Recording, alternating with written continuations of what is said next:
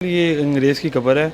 उस ज़माने में जब इधर अंग्रेज़ की हुकूमत थी तो ये इधर बाबा जी के ना इसने ना गुस्ताखी की थी। इसने बाबा जी का ना बाबा जी हुक्का पीते थे तो इसने ज़बरदस्ती बाबा जी का हुक्का पिया। माशाल्लाह जितने भी कब्रें मतलब सब एजेड में आगे फ़ौत हुए हैं। 100 साल, 110 साल, 120 साल इस एज में सब वफ़ात पाई है और ये सिलसिला आगे चल भी रहा है। मतलब कि जो हमारा रिश्तेदार फोस्त होता है वो इधर ही आके दफन होता है। बिस्मिल्लाहिर्रहमानिर्रहीम। अस्सलाम वालेकुम नाज़रीन, मैं हूँ साइमा शहज़ाद और इस वक्त आप देख रहे हैं मेरा यूट्यूब चैनल। नाज़रीन, क्या आपने कभी किसी कब्रिस्तान में किसी घर को देखा है, किसी घर को बसते देखा है, या कभी किसी घर में आपने किसी कब्रिस्तान को देखा है? अगर नहीं देखा तो आज की ये वीडियो आपके लिए बहुत ही ख़ास और अहम होने वाली है, तो आपने वीडियो को मिस नहीं करना, एंड तक ज़रूर देखिएगा। इस वक्त आप जिस जगह पर मैं देख रहे हैं मुझे खड़ा हुआ, जो मेरे पीछे जो घर है, ये घर एक लाहौर का बहुत ही तारीख़ी घर है।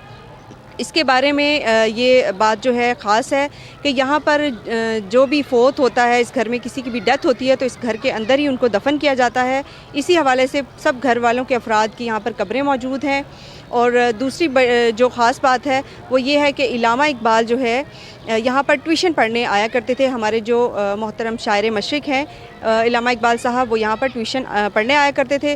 तो मज़ीद क्या इस बारे में, इस घर के बारे में हिस्ट्री क्या है इसकी और इसके बारे में क्या मालूमात हैं, अंदर चल के जानते हैं। जी नाज़रीन, इस वक्त मैं घर के अंदर मौजूद हूँ और आपको भी मैं दिखाती हूँ, ज़रा दिखाइएगा। ये इस घर का अहाता है और इसके राइट साइड पे एक साइड पे कब्रिस्तान मौजूद है और दरमियान में मज़ार है। बाबा सैयद फ़ज़ल हुसैन शाह साहब का मज़ार है और उसके साथ राइट साइड पर कुछ कब्रें हैं, 2-3 कब्रें बनी हुई है। ये मज़ार के राइट साइड पे कुछ 2-3 कब्रें बनी हुई हैं। जी नाज़रीन, इस वक्त मेरे साथ मौजूद है आतिफ़ साहब। इनसे कुछ बात करते हैं इसके बारे में, कब्रिस्तान के बारे में, और इनकी कब्रिस्तान की कुछ हिस्ट्री इनसे मालूम करते हैं। क्योंकि जो मैंने सुना है अब तक वो ये है कि महाराजा रंजीत सिंह जो हैं उन्होंने वो जो है बाबा फ़ज़ल हुसैन शाह के मुरीद थे। तो इनसे ये भी पूछते हैं कि ये सिलसिला कैसे हुआ और क्या मालूमात। अस्सलाम वालेकुम आतिफ़ साहब। वालेकुम अस्सलाम। जी, थोड़ा सा कब्रिस्तान की बताइएगा, क्या कहानी है और इसकी हिस्ट्री बताइएगा थोड़ी सी। जी बिल्कुल, आपको मैं इसकी हिस्ट्री बताता हूँ कि जो जगह है ये रंजीत सिंह ने बाबा जी को गिफ्ट दी थी। और बाबा जी की जब फर्स्ट इंतकाल बाबा जी का इधर ही हुआ था तो बाबा जी ही पहले इधर को इनको दफनाया गया। उसके बाद जो उनके आगे बेटे आया सैयद बुलंद शाह, वो उनके बाद उनका इंतकाल हुआ तो उन्होंने भी अपने बाप के पास ख्वाहिश की कि मैं अपने बाप के पास ही मेरा दफन किया जाए। तो ऐसे ही घर भी था लेकिन उन्होंने इसी घर को कब्रिस्तान बना दिया और ऐसे बढ़ते बढ़ते उनकी नस्ल से नस्ल आज कब्रिस्तान 16 कब्रें बन गई। और माशाल्लाह जितनी भी कब्रें हैं सभी उम्र दराज हैं, 100 साल, 126 साल और इतनी एज के लोग जो उनके आगे हमारे रिश्तेदार हैं सब वफात पाई। अच्छा, अब ये बताइएगा कि इल्लामा इकबाल के बारे में ये है कि वो भी अब इस घर में आया करते थे, ट्यूशन पढ़ा करते, तो इस बात में क्या सच्चाई है भी बताइए। जी बिल्कुल, ये जो हाफ़िज़ प्रोफेसर उमर दराज हैं वो जीसी कॉलेज के प्रोफेसर थे।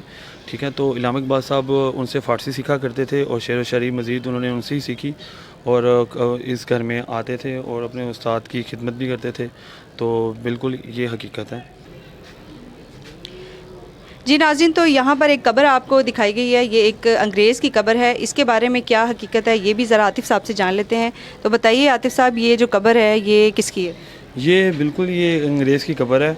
उस ज़माने में जब इधर अंग्रेज़ की हुकूमत थी तो ये इधर बाबा जी के ना इसने ना गुस्ताखी की थी। इसने बाबा जी का ना बाबा जी हुक्का पीते थे तो इसने ज़बरदस्ती बाबा जी का हुक्का पिया।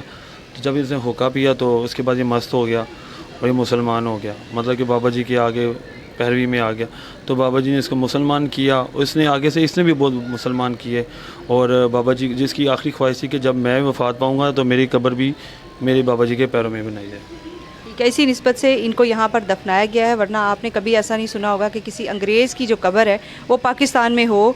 जी नाज़रीन, तो इस वक्त आप जो स्क्रीन पे देख रहे हैं ये बाबा फ़ज़ल हुसैन शाह साहब का जो शजर नसब है ये वो है। यहाँ पर इन्होंने एक प्लेट लगाई हुई है जिसके ऊपर तमाम जो मरहूम हैं, जितने भी इनके गदी नशीन हैं, उनके नाम लिखे गए हैं जो यहाँ पर इस कब्रिस्तान में जिनको दफन किया गया है। तो यहाँ पर अगर आप देखें तो प्रोफेसर सैयद हाफिज़ उमर दराज का नाम लिखा होगा। ये जो थे जीसी कॉलेज में प्रोफेसर थे और इन्हीं से इलामा इकबाल ने फ़ारसी सीखी और इनसे ट्यूशन लिया करते थे। उनकी जो बेगम थी उन्होंने यहाँ पर एक मस्जिद तामीर करवाई जहाँ पर सिर्फ़ औरतें आकर नमाज़ पढ़ा करती थीं। वो मस्जिद भी ज़रा मैं आपको दिखा देती हूँ। और ये तकरीबन ये मस्जिद जो है 350 साल या 400 साल पुरानी है। यहाँ पर सिर्फ़ औरतें नमाज़ पढ़ा करती थीं। जी तो नाज़रीन, इस घर की जो कहानी थी वो आपको बताई, यहाँ पर जो कब्रिस्तान है उसकी क्या हकीकत है वो आपको बताई। ये जो कब्रिस्तान है बाबा फ़ज़ल हुसैन शाह साहब से लेके अब तक जो इनकी 7 नस्लें हैं वो सब यहाँ पर मदफून हैं। जितने भी अब तक वफ़ात पा चुके हैं उन सबको यहाँ पर दफन किया गया है। और आतिफ़ हुसैन साहब से हमने बात की, उनसे भी हमने हकीकत जानी। यहाँ पर बाबा फ़ज़ल हुसैन शाह साहब का मज़ार भी मौजूद है और एक मस्जिद भी छोटी सी घर के अंदर ही मौजूद है। तो ये सब चीज़ें देखते हुए आप देखिए कि इस घर के बारे में एक अनोखी चीज़ ये है कि अपनी तर्ज का ये एक घर पूरे का पूरा आसार कदीमा है। और उम्मीद है कि आपको आज की ये वीडियो अच्छी लगी होगी। अगर आपके पास ऐसी कोई स्टोरी या कोई कहानी या कोई हैरत अंगेज़ टैलेंट है आपके पास, तो आप स्क्रीन पर मैं आपको नंबर शो हो रहा होगा, उस नंबर पर आप ज़रूर कांटेक्ट कीजिएगा। तो इंशाल्लाह फिर किसी अच्छी सी वीडियो के साथ हम फिर मिलेंगे। तब तक के लिए अपना ख्याल रखिएगा। अपनी मेज़बान साइमा शहजाद को इजाज़त दीजिए। अल्लाह हाफ़िज़।